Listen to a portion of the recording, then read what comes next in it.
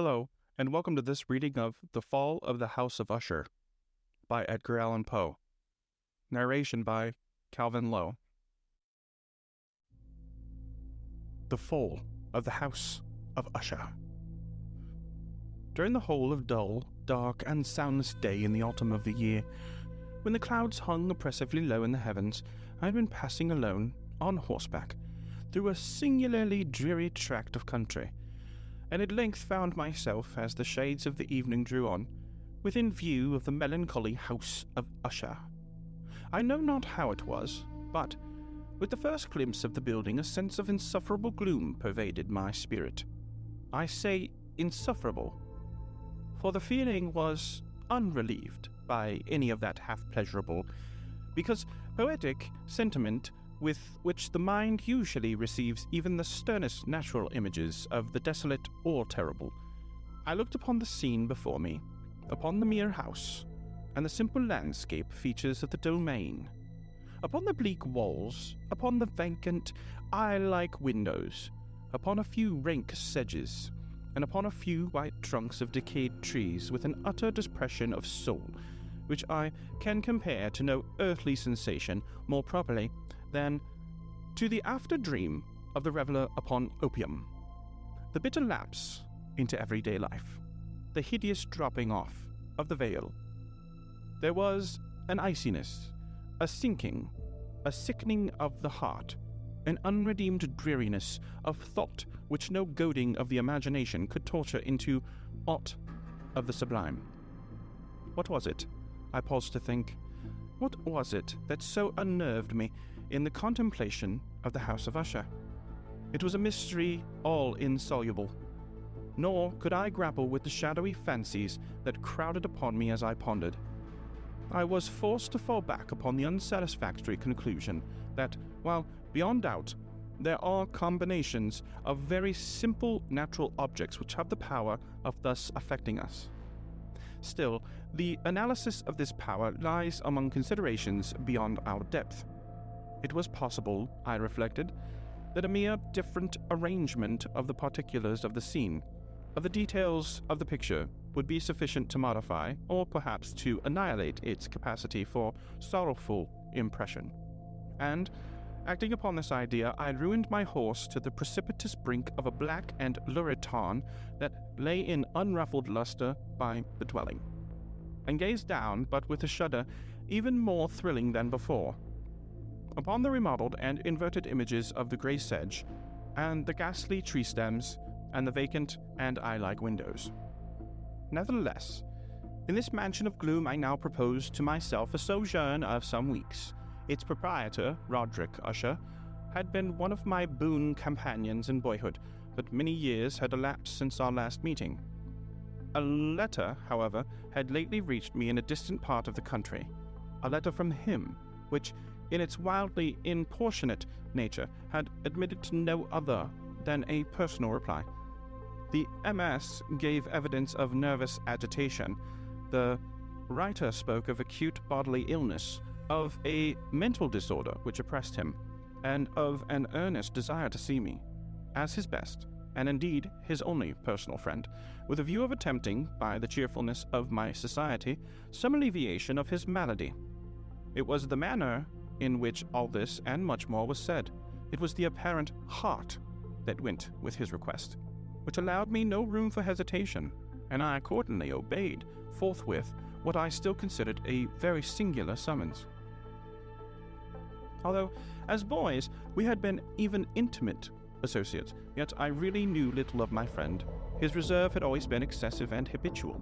I was aware, however, that this very ancient family had been noted, time out of mind, for a peculiar sensibility of temperament, displaying itself through long ages in many works of exalted art, and manifested of late in repeated deeds of munificent yet unobtrusive charity, as well as in a passionate devotion to the intricacies, perhaps even more than to the orthodox and easily recognizable beauties of musical science.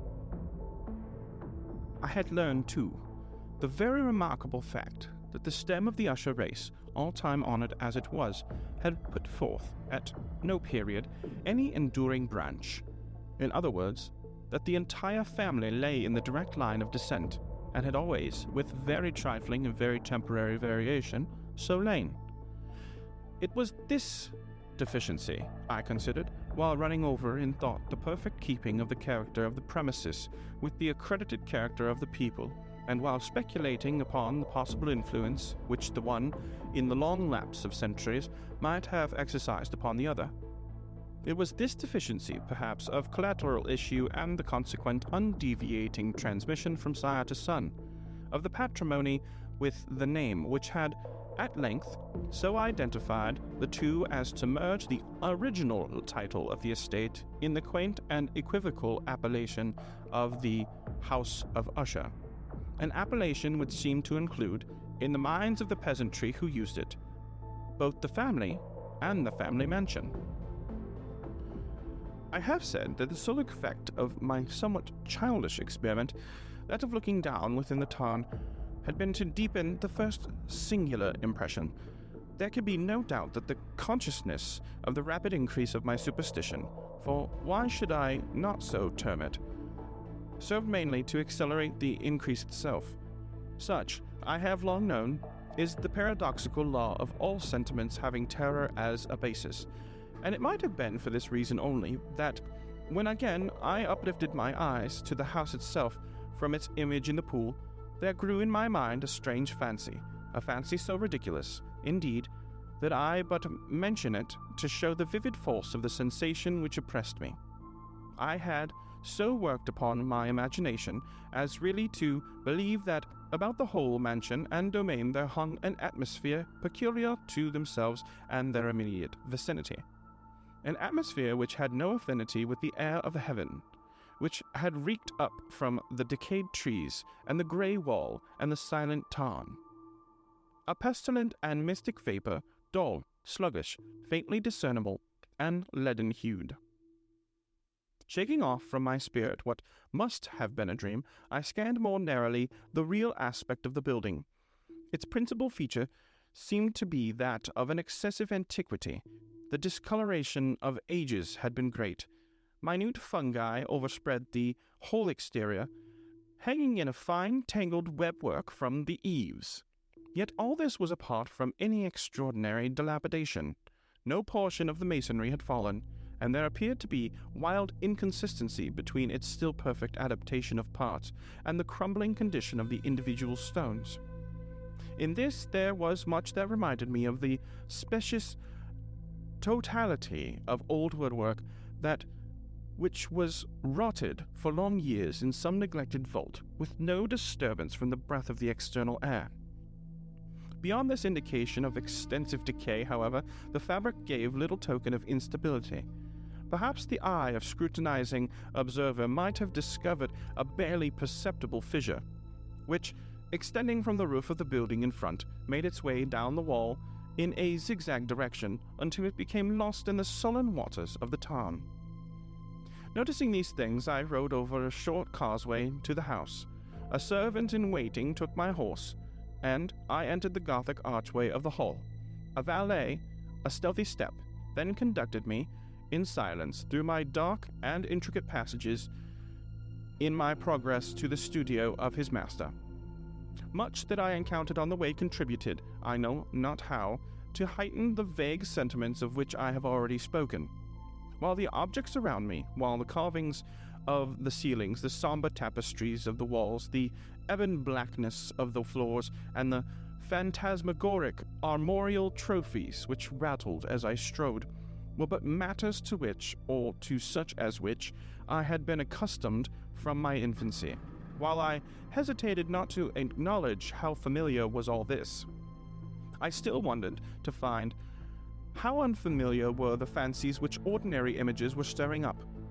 On one of the staircases I met the physician of the family. His countenance, I thought, wore a mingled expression of low cunning and perplexity. He accosted me with trepidation and passed on. The valet now threw open a door and ushered me into the presence of his master. The room in which I found myself was very large and lofty. The windows were long, narrow, and pointed, and at so vast a distance from the black oaken floor as to be altogether inaccessible from within. Feeble gleams of encrimsoned light made their way through the trestled panes and served to render sufficiently distinct the more prominent objects around. The eye, however, struggled in vain to reach the remoter angles of the chamber or the recesses of the vaulted and fretted ceiling. Dark draperies hung upon the walls. The general furniture was profuse, comfortless, antique, and tattered. Many books and musical instruments lay scattered about, but failed to give any vitality to the scene. I felt that I breathed an atmosphere of sorrow. An air of stern, deep, and irredeemable gloom hung over and pervaded all. Upon my entrance, Usher arose from a sofa on which he had been lying at full length and greeted me with a vivacious warmth which had much in it, I at first thought, of an overdone cordiality. Of the constrained effort of the ennui man of the world. A glance, however, at his countenance convinced me of his perfect sincerity. We sat down, and for some moments while we spoke not, I gazed upon him with a feeling half of pity, half of awe. Surely, man had never before so terribly altered in so brief a period as had Roderick Usher. It was with difficulty that I could bring myself to admit the identity of the wan being before me with the companion of my early boyhood. Yet the character of his face had been at all times remarkable. A cadaverousness of complexion, an eye large, liquid, and luminous beyond comparison, lips somewhat thin and very pallid, but of a surpassingly beautiful curve, a nose of a delicate Hebrew model, with a breadth of nostril unusual in similar formations, a finely molded chin speaking in its want of prominence, of a want of moral energy, hair of a more than web-like softness and tenuity. These features, with an inordinate expansion above the regions of the temple, made up altogether a countenance not easily to be forgotten. And now, in the mere exaggeration of the prevailing character of these features, and the expression they were not wont to convey, lay so much of the change that I doubted to whom I spoke. The now ghastly pallor of the skin, and the now miraculous luster of the eye, above all things startled and even awed me. The silken hair, too, had suffered to grow all unheeded, and, as in its wild gossamer texture it floated rather than feel about the face, I could not, even with effort, connect its arabesque expression with any idea of simple humanity. In the manner of my friend, I was at work struck with incoherence and inconsistency, and I soon found this arise from a series of feeble and futile struggles to overcome a habitual trepidation, an excessive nervous agitation. For something of this nature I had indeed been prepared, no less by his letter, than by reminiscences of certain boyish traits, and by conclusions deduced from his particular physical conformation and temperament. His action was alternately vivacious and sullen. His voice varied rapidly from a tremulous indecision, when the animal spirits seemed utterly in abeyance, to that species of energetic concision, that abrupt, weighty, unheard, and hollow-sounding enunciation, that leaden, self-balanced, and perfectly modulated guttural utterance, which may be observed in the lost drunkard or the irreclaimable eater of opium during the periods of his most intense excitement. It was thus that he spoke of the object of my visit, of his earnest desire to see me, and of the solace he expected to afford me. He entered at some length into what he conceived to be the nature of his malady. It was, he said, a constitutional and a family evil, and one for which he despaired to find a remedy. A mere nervous affection, he immediately added, which would undoubtedly soon pass off. It displayed itself in a host of unnatural sensations. Some of these, as he detailed them, interested and bewildered me, although perhaps the terms and the general manner of the narration had their weight. He suffered much from a morbid acuteness of the tenses. The most insipid food was alone endurable. He could wear only garments of certain texture. The odors of all flowers were oppressive. His eyes were tortured by even a faint light, and there were but peculiar sounds in those from stringed instruments which did not inspire him with horror. To an anomalous species of terror I found him a bounden slave. "I shall perish," said he. "I must perish in this deplorable folly. Thus, and not otherwise, shall I be lost. I dread the events of the future, not in myself, but in their results. I shudder at the thought of any, even the most trivial, incident which may operate upon this intolerable agitation of the soul. I have indeed no abhorrence of danger, except in its absolute effect, in terror. In this unnerved, in this pitiable condition, I feel that the period will sooner or later arrive when I must abandon life and reason together in some struggle with the grim phantasm, fear." I learned, moreover, at intervals, and through broken and equivocal hints, another singular feature of his mental condition. He was enchained by certain superstitious impressions in regard to the dwelling which he tenanted, and whence, for many years, he had never ventured forth. In regard to an influence whose supposititious force had conveyed in terms too shadowy here to be restated, an influence which some peculiarities in the mere form and substance of his family mansion had, by dint of long sufferance, he said, obtained over his spirit, an effect which the physique of the grey walls and turrets, and of the dim tarn into which they all looked down, had at length brought upon the morale of his existence. He admitted, however, although with hesitation, that much of the peculiar gloom which thus afflicted him could be traced to a more natural and far more palpable origin. To the severe and long-continued illness, indeed to the evidently approaching dissolution, of a tenderly beloved sister, his sole companion for long years, his last and only relative on earth. Her death, he said with a bitterness which I can never forget, would leave him the hopeless and the frail, the last of the ancient race of the Ushers. While he spoke, the Lady Madeline, for so was she called, passed slowly through a remote portion of the apartment and, without having noticed my presence, disappeared. I regarded her with an utter astonishment not unmingled with dread, and yet I found it impossible to account for such feelings. A sensation of stupor oppressed me, as my eyes followed her retreating steps, when a door at length closed upon her.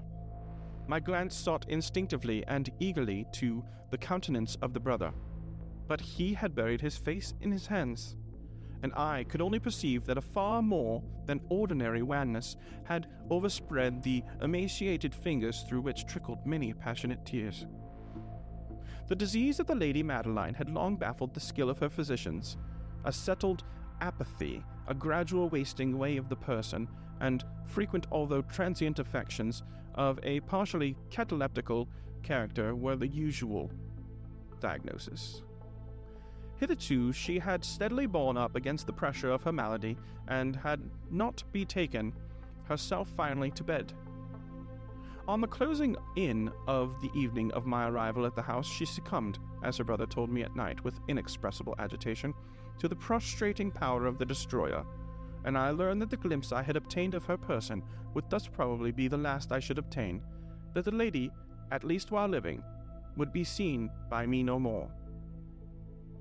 For several days ensuing, her name was unmentioned by either Usher or myself, and during this period I was busied in earnest endeavors to alleviate the melancholy of my friend. We painted and read together, or I listened, as if in a dream, to the wild improvisations of his speaking guitar. At last, and thus, as a closer and still closely intimate admitted me more reservedly into the recesses of his spirit, the more bitterly did I perceive the futility of all attempt at cheering a mind from which darkness, as if an inherent positive quality, poured forth upon all objects of the moral and physical universe, in one unceasing radiation of gloom. I shall ever bear about me a memory of the many solemn hours I thus spent alone with the master of the house of Usher. yet I should fail in any attempt to convey an idea of the exact character of the studies or of the occupations in which he involved me or led me the way. An excited and highly distempered ideality threw a sulphurous luster over all. His long improvised dirges will ring forever in my ears. Among other things, I hold painfully in mind a certain singular perversion and amplification of the wild air of the last waltz of von Weber.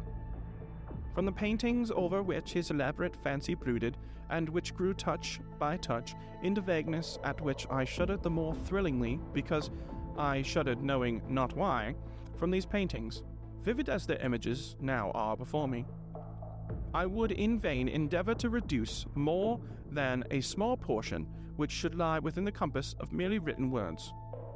By the utter simplicity, by the nakedness of his designs, he arrested and overawed attention. If ever mortal painted an idea, that mortal was Roderick Usher. For me at last, in the circumstances then surrounding me, there arose out of the pure abstractions with the hypochondriac contrived to throw upon his canvas an intensity of intolerable awe, no shadow of which I felt ever yet with the contemplation of the certainly glowing yet too concrete reveries of Fuseli. One of the phantasmagoric conceptions of my friend, partaking not so rigidly of the spirit of abstraction, may be shadowed forth, although feebly, in words. A small picture presented the interior of an immensely long and regular vault or tunnel, with low walls, smooth white, and without interruption or device. Certain accessory points of the design served well to convey the idea that this excavation lay at an exceeding depth below the surface of the earth. No outlet was observed in any portion of its vast extent, and no torch or other artificial source of light was discernible. Yet a flood of intense rays rolled throughout, and bathed the whole in ghastly and inappropriate splendor.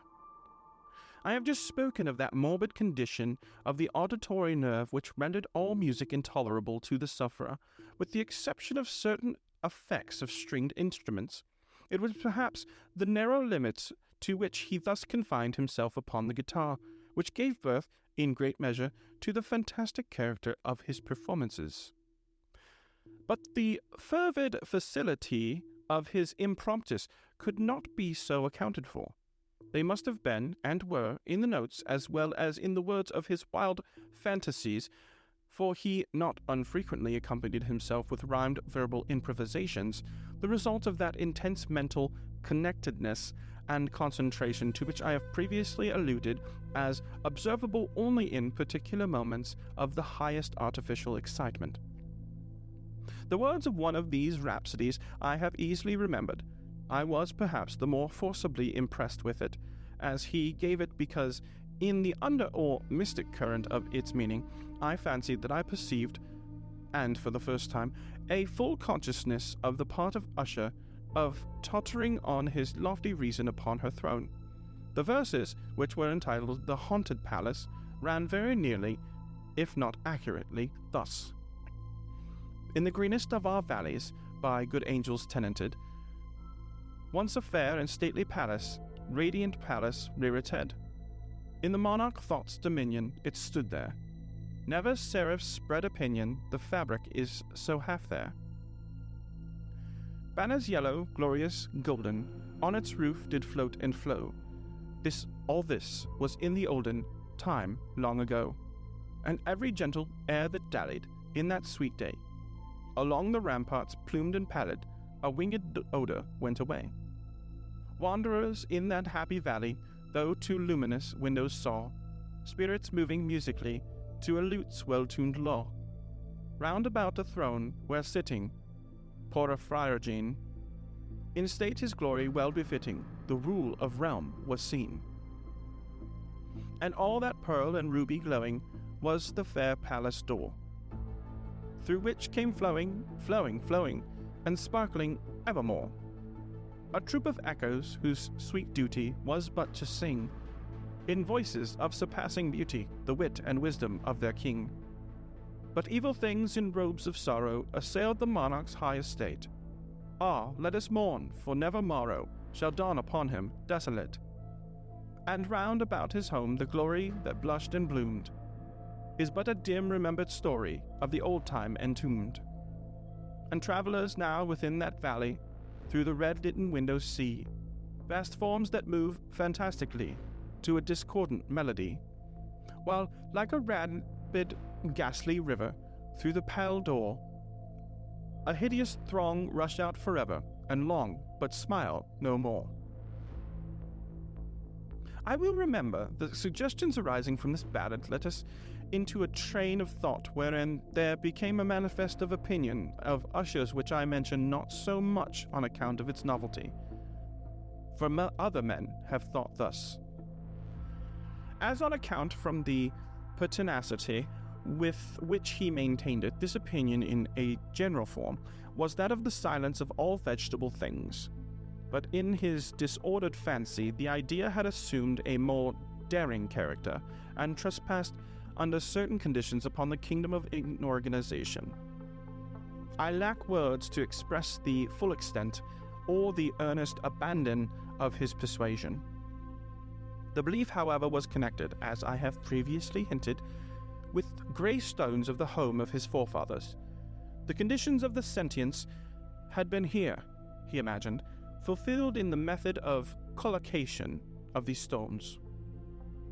In the order of their arrangement, as well as in that of many fungi which overspread them, and of the decayed trees which stood around, above all, in the long undisturbed endurance of this arrangement and its reduplication in the still waters of the tarn, its evidence, the evidence of the sentience, was to be seen, he said. And I here started as he spoke, in the gradual yet certain condensation of an atmosphere of their own about the waters and the walls.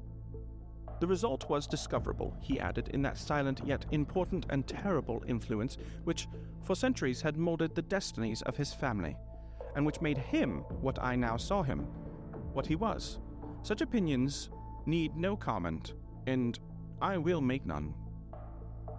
Our books, the books which for years had formed no small portion of the mental existence of the invalid, were, as we might suppose, in strict keeping with his character of phantasm. We pored together over such works as the Veuve et Chartreuse of Rosset, the Belvedere of Machiavelli, the Heaven and the Hell of Swedenborg, the Subterranean Voyage of Nicholas Klim by Holberg, the Chiromancy of Robert Flood, of Jean de Indigène, and of de la Chambord, the Journey of the Blue Distance of Tieck, and the City of the Sun of Campanella. One favorite volume was a small octavo edition of the Directorium Inquisitorium by the Dominican Emeric de Giron, and there were passages in Pomponius Mela about the old African satires and epigeans, over which Usher would sit dreaming for hours. His chief delight, however, was found in the perusal of an exceedingly rare and curious book in quarto Gothic, the manual of a forgotten church, the Vigili Mortuorium Secundum Quam Ecclesiae Magantinae. I could not help thinking of the wild ritual of this work, and of its probable influence upon the hypochondriac when, one evening, having informed me abruptly that the Lady Madeline was no more, he stated an intention of preserving her corpse for a fortnight, previously to its final interment, in one of the numerous vaults within the main walls of the building. The worldly reason, however, assigned for this singular proceeding was one which I did not feel at liberty to dispute. The brother had been led to his resolution, so he told me, by consideration of the unusual character of the malady of the deceased, of certain obtrusive and eager inquiries on the part of her medical men, and of the remote and exposed situation of the burial ground of the family. I will not deny that when I called to mind the sinister countenance of the person whom I met upon the staircase on the day of my arrival at the house, I had no desire to oppose what I regarded as at best but a harmless, and by no means an unnatural, precaution. At the request of Usher, I personally aided him in the arrangements for the temporary entombment. The body having been encoffined, we two alone bore it to its rest. The vault in which we placed it, and which had been so long unopened that our torches half smothered in its oppressive atmosphere, gave us little opportunity for investigation, was small, damp, and entirely without means of admission for light. Lying, at great depth, immediately beneath that portion of the building in which was my own sleeping apartment, it had been used, apparently, in remote feudal times, for the worst purposes of a donjon keep, and in later days as a place of deposit for powder, or some other highly combustible substance, as a portion of its floor and the whole interior of long archway through which we reached it were carefully sheathed with copper. The door of massive iron had been also similarly protected. Its immense weight caused an unusually sharp grating sound as it moved upon its hinges. Having deposited our mournful burden upon trestles within this region of horror, we partially turned aside the yet unscrewed lid of the coffin, and looked upon the face of the tenant. A striking similitude between the brother and sister now first arrested my attention, and Usher, divining, perhaps, my thoughts, murmured out some few words from which I learned that the deceased and himself had been twins, and the sympathies of a scarcely intelligible nature had always existed between them. Our glances, however, rested not long upon the dead, for we could not regard her unawed. The disease which had thus entombed the lady in the maturity of youth had left, as usual, in all maladies of the strictly calyptical character, the mockery of a faint blush upon the bosom and the face, and that suspiciously lingering smile upon the lip which is so terrible in death. We replaced the screwed-down lid, and, having secured the door of iron, made our way with toil into the scarcely less gloomy apartments of the upper portion of the house. And now, some days of bitter grief having elapsed, an observable change came over the features of my friend's mental disorder. His ordinary manner had vanished. His ordinary occupations were neglected or forgotten. He roamed from chamber to chamber with hurried, unequal, and objectless steps. The pallor of his countenance had assumed, if possible, a more ghastly hue, but the luminousness of his eye had utterly gone out. The once occasional huskiness of his tone had heard no more, and a tremulous quaver, as if of extreme terror, habitually characterized his utterance. There were times, indeed, when I thought his unceasingly agitated mind was laboring with some oppressive secret, to divulge which he struggled for the necessary courage. At times, again, I was obliged to resolve all into the mere inexplicable vagaries of madness.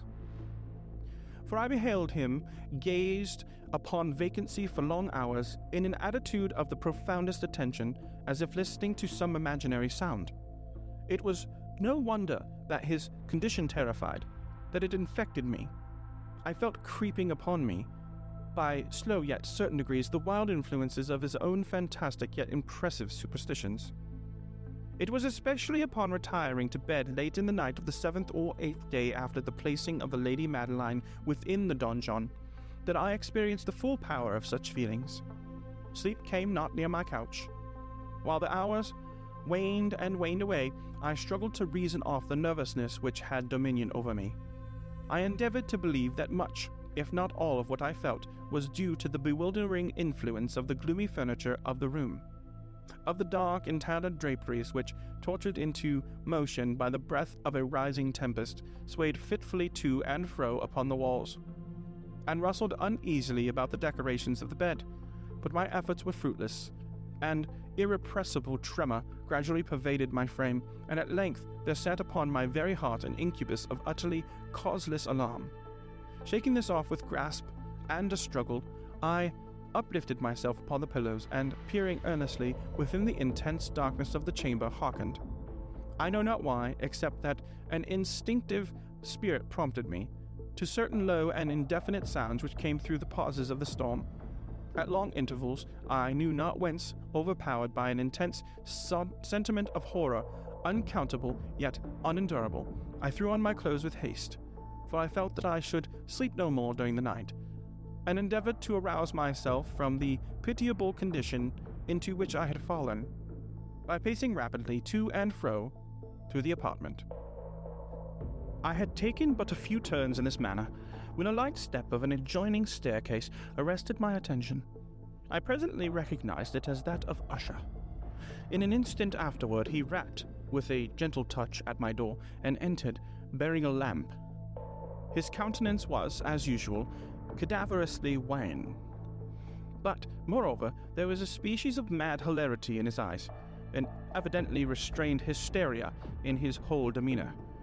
His air appalled me, but anything was preferable to the solitude which I had so long endured, and I even welcomed his presence as a relief. "And you have not seen it," he said abruptly, after having stared about him for some moments in silence. "You have not then seen it? But stay, you shall." Thus speaking, and having carefully shaded his lamp, he hurried to one of the casements and threw it freely open to the storm. The impetuous fury of the entering gust nearly lifted us from our feet. I was indeed a tempestuous, yet sternly beautiful night, and one wildly singular in its terror and its beauty. A whirlwind had apparently collected its force in our vicinity, for there were frequent and violent alterations in the direction of the wind, and the exceeding density of the clouds, which hung so low as to press upon the turrets of the house, did not prevent our perceiving the lifelike velocity with which they flew careening from all points against each other without passing away into the distance. I say that even their exceeding density did not prevent all perceiving this. Yet we had no glimpse of the moon or stars, nor was there any flashing forth of the lightning, but the undersurfaces of the huge masses of agitated vapor, as well as all terrestrial objects immediately around us, were glowing in the unnatural light of faintly luminous and distinctly visible gaseous exhalation, which hung about and enshrouded the mansion. "You must not, you shall not behold this," said I, shudderingly, to Usher as I led him with a gentle violence from the window to a seat. "These appearances, which bewilder you, are merely electrical phenomena, not uncommon. Or it may be that they have their ghastly origin in the rank miasma of the tarn. Let us close this casement. The air is chilling and dangerous to your frame. Here is one of your favorite romances. I will read, and you shall listen, and so we will pass away this terrible night together." The antique volume which I had taken up was the Mad Tryst of Sir Lancelot Canning, but I had called it a favourite of Usher's more in sad jest than in earnest, for, in truth, there is little in its uncouth and unimaginative prolixity which could have had interest for the lofty and spiritual ideality of my friend. It was, however, the only book immediately at hand, and I indulged a vague hope that the excitement which now agitated the hypochondriac might find relief. For the history of mental disorder is full of similar anomalies, even in the extremeness of the folly which I should read. Could I have judged indeed by the wild, overstrained air of vivacity with which he hearkened, or apparently hearkened, to the words of the tale, I might well have congratulated myself upon the success of my design. I had arrived at that well-known portion of the story where Ethelred, the hero of the tryst, having sought in vain for peaceable admission into the dwelling of the hermit, proceeds to make good an entrance by force. Here, it will be remembered, the words of the narrative run thus. "And Ethelred, who was by nature of doughty heart, and who was now mighty withal, on account of the powerfulness of the wine which he had drunken, waited no longer to hold parley with the hermit, who, in sooth, was of an obstinate and maliceful turn. But, feeling the rain upon his shoulders and fearing the rising of the tempest, uplifted his mace outright and with blows made quickly room in the plankings of the door for his gauntleted hand. And now pulling therewith sturdily, he so cracked and ripped and tore all asunder. Now that the noise of the dry and hollow-sounding wood alarumed and reverberated throughout the forest. At the termination of this sentence I started, and for a moment paused. For it appeared to me, although I had once concluded that my excited fancy had deceived me, it appeared to me that from some very remote portion of the mansion there came indistinctly to my ears what might have been, in its exact similarity of character, the echo, but a stifled and dull one certainly, of the very cracking and ripping sound which Sir Lancelot had so particularly described. It was, beyond doubt, the coincidence alone which had arrested my attention. For, amid the rattling of the sashes of the casements, and the ordinary commingled responses of the still increasing storm, the sound itself had nothing surely which should have interested or disturbed me. I continued the story. But the good champion Ethelred, now entering within the door, was sore enraged and amazed to perceive no signal of the maliceful hermit, but, in the stead thereof, a dragon of a scaly and prodigious demeanour, and of a fiery tongue, which sate in guard before a palace of gold with a floor of silver, and upon the wall there hung a shield of shining brass with this legend written, "Who entereth herein, a conqueror hath been. Who slayeth the dragon, the shield he shall win." And Ethelred uplifted his mace and struck upon the head of the dragon which fell before him, and gave up his pesky breath with a shriek so horrid and harsh, and withal so piercing, that Ethelred had fain to close his ears with his hands against the dreadful noise of it, the like whereof was never before heard. Here again I paused abruptly, and now with a feeling of wild amazement, for there could be no doubt whatever that, in this instance, I did actually hear, although from what direction it proceeded I found it impossible to say, a low and apparent distant, but harsh, protracted, and most unusual screaming or grating sound. The exact counterpart of what my fancy had already conjured up for the dragon's unnatural shriek, as described by the romancer. Oppressed, as I certainly was, upon the occurrence of this second and most extraordinary coincidence, by 1,000 conflicting sensations in which wonder and extreme terror were predominant, I still retained sufficient presence of mind to avoid exciting, by any observation, the sensitive nervousness of my companion. I was by no means certain that he had noticed the sounds in question, although assuredly a strange alteration had, during the last few minutes, taken place in his demeanour.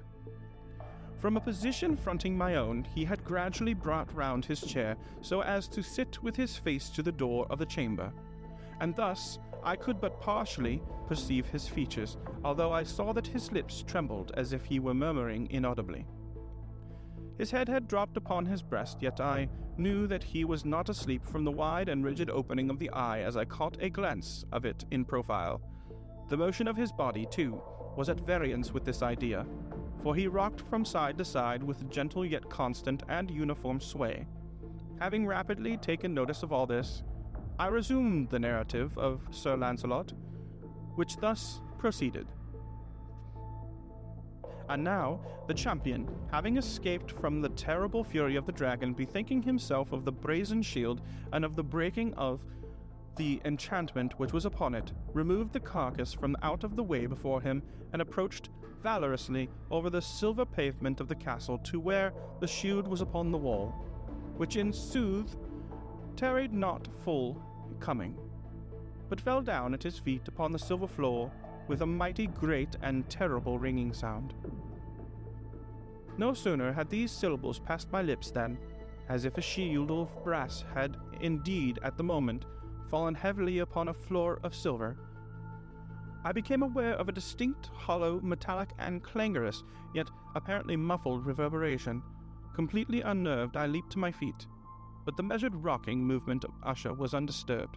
I rushed to the chair in which he sat. His eyes were bent fixedly before him, and throughout his whole countenance there reigned a stony rigidity. But as I placed my hand upon his shoulder, there came a strong shudder over his whole person.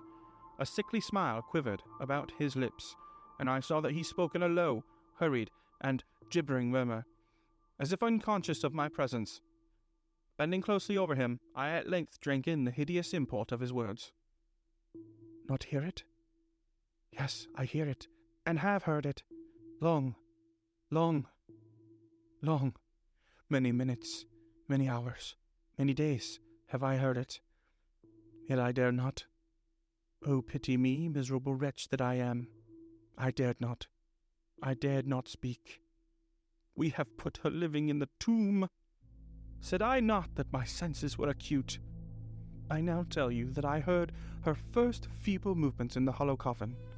I heard them many, many days ago, yet I dared not speak. And now, tonight, Ethelred, the breaking of the hermit's door, and the death cry of the dragon, and the clangor of the shield, say, rather, the rending of her coffin, and the grating of the iron hinges of her prison, and her struggles within the coppered archway of the vault. Oh, whither shall I fly? Will she not be here anon? Is she not hurrying to upbraid me for my haste? Have I not heard her footsteps on the stairs? Do I not distinguish that heavy and horrible beating of her heart? Madman! Here he sprang furiously to his feet and shrieked out his syllables, as if in the effort he were giving up his soul. Madman! I tell you that she now stands without the door. As if in the superhuman energy of his utterance there had been found the potency of a spell, the huge antique panels to which the speaker pointed drew slowly back, upon the instant, their ponderous and ebony jaws. It was the work of the rushing gust. But then, without those doors there did stand the lofty and enshrouded figure of the Lady Madeline of Usher. There was blood upon her white robes, and the evidence of some bitter struggle upon every portion of her emaciated frame. For a moment she remained trembling, and reeling to and fro upon the threshold. Then, with a low, moaning cry, fell heavily inward upon the person of her brother, and in her violent and now final death agonies, bore him to the floor a corpse, and a victim to the terrors he had anticipated. From that chamber, and from that mansion, I fled aghast. The storm was still abroad in all its wrath as I found myself crossing the old causeway. Suddenly, there shot along the path a wild light, and I turned to see whence a gleam so unusual could have issued, for the vast house and its shadows were alone behind me. The radiance was that of the full setting, and the blood-red moon, which now shone vividly through that once barely discernible fissure, of which I have before spoken, as extending from the roof of the building in a zigzag direction to the base. While I gazed, this fissure rapidly widened. There came a fierce breath of the whirlwind. The entire orb of the satellite burst at once upon my sight. My brain reeled as I saw the mighty walls rushing asunder. There was a long, tumultuous shouting sound, like the voice of 1,000 waters, and the deep and dank tarn at my feet closed sullenly and silently over the fragments of the House of Usher. This has been a reading of The Fall of the House of Usher by Edgar Allan Poe. Narration by Calvin Lowe. Thank you so much for listening.